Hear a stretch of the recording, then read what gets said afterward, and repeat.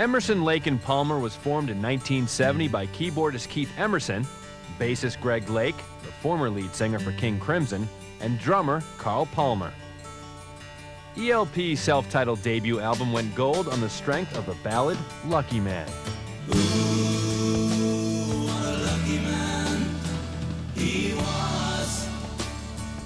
Stage shows included revolving drum kits, quadraphonic sound, lasers, and plenty of unique piano playing. You gotta see the show, it's rock and roll. In 1974, Keith strapped himself to a 9-foot, 300-pound grand piano and, well, did this.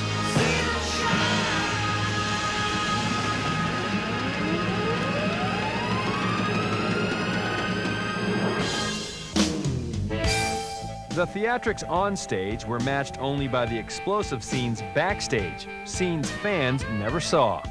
They weren't party to all the anguish and hard work and fighting that went backstage. You don't want to know about that. All you want is the end result. And we certainly delivered the end result. What the band delivered was 9 albums in 8 years, including hits like Carn Evil 9 and Still You Turn Me On.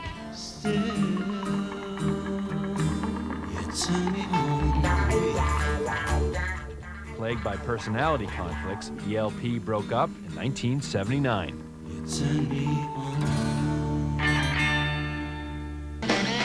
In the early 80s, Carl Palmer joined the supergroup Asia. Greg Lake began a solo career, and Keith Emerson composed musical scores for films like Nighthawks, as well as Italian horror flicks. Emerson and Lake reformed ELP in 1985 with a new P, drummer Cozy Powell.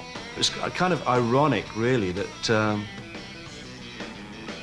Cozy Powell had the same initials as Carl Palmer, but we didn't actually think about that until the record company said, hey, you know what? You could be ELP again. And, of course, Cozy didn't want that. Greg and I didn't want it, and Carl, at first, didn't really want it, but he was already okay with Asia. Known as Emerson, Lake, and Powell, the band released just 1 album. By the end of 1986, they were history. So, where are Emerson, Lake, and Palmer now? In 1993, Keith Emerson was diagnosed with a nerve disorder in his right arm. The lowest point of my career, I think, was being told by a doctor that, you know, you might not play again when you have the surgery. After a lengthy recovery, Keith joined Carl Palmer and Greg Lake for a reunion in 1996. But after 2 years together, bassist Greg Lake announced he was leaving.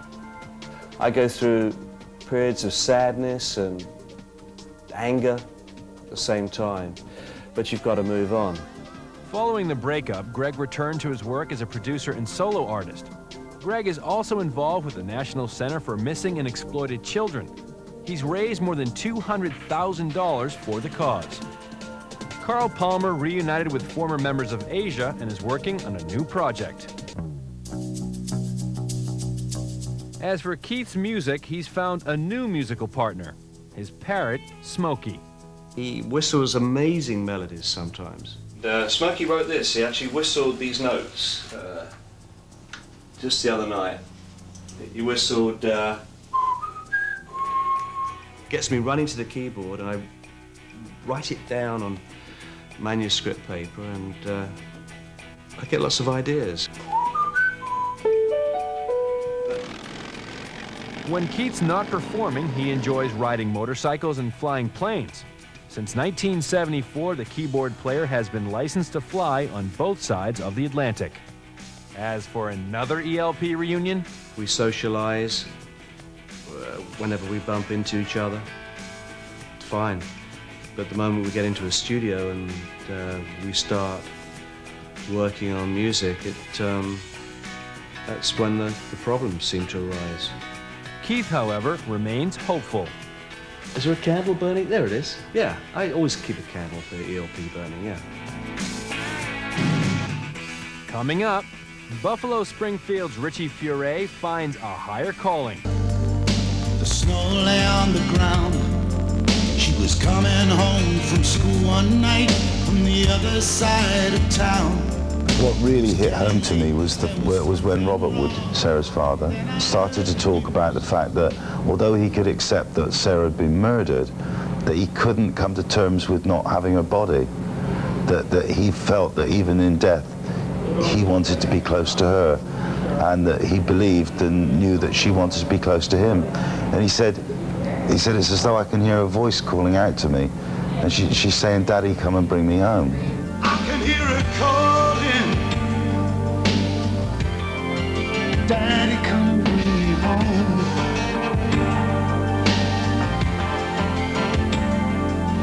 Daddy,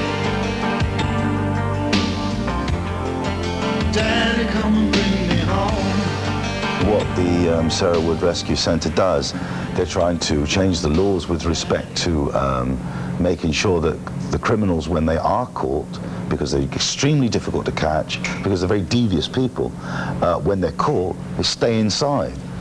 I mean, you know, none of this in they go, 6 years later, out they come, do it again. As time went by each silent night, we knew all hope was gone.